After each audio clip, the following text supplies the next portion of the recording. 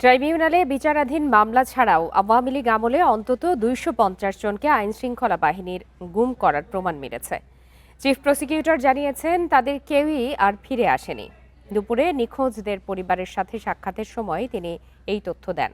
এ সময় মায়ের ডাকের সমন্বয়ক সানজিদা ইসলাম অভিযোগ করেন, তাদের দেয়া ১৫০টি অভিযোগের একটিরও তদন্ত শেষ হয়নি। গুমের অভিযোগ তদন্তের অগ্রগতি জানতে মঙ্গলবার দুপুরে আন্তর্জাতিক অপরাধ ট্রাইব্যুনালের চিফ প্রসিকিউটরের কার্যালয়ে যান গুমের শিকার নিখোঁজ ৬০টি পরিবারের সদস্য ও প্রতিনিধিরা। তাদের অভিযোগ, আওয়ামী লীগ আমলে বিভিন্ন সময়ে তাদের স্বজনদের গুম করার পর এখনও খোঁজ মেলেনি। এ সময় তাদের সাথে ছিলেন মায়ের ডাকের সমন্বয়ক ও বিএনপির সংসদ সদস্য সানজিদা ইসলাম। তার অভিযোগ, অন্তর্বর্তী সরকার দায়িত্ব নেওয়ার পরই ১৫০ শতাধিক ব্যক্তিকে গুমের অভিযোগ দায়ের করেন, কিন্তু সে সময় একটি বিশেষ দল সংশ্লিষ্টদের গুমের বিষয়ে বেশি গুরুত্ব দেওয়া হয়েছে।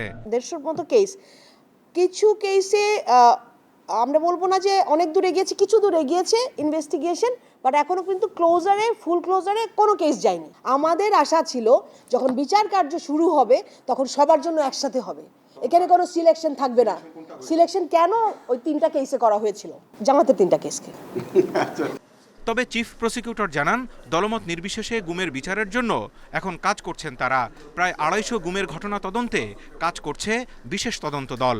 যে ২৫০ পরিবার যারা গুমের শিকার হয়েছেন, যাদেরকে এখনো ফেরত আসেনি, এটা আমরা নিশ্চিত হয়েছি। এক, সেকেন্ডলি হলো এরা যে আইনশৃঙ্খলা বাহিনী কর্তৃক তারা অপহরণের শিকার হয়েছেন, সেটাও কিন্তু আমরা নিশ্চিত হয়েছি।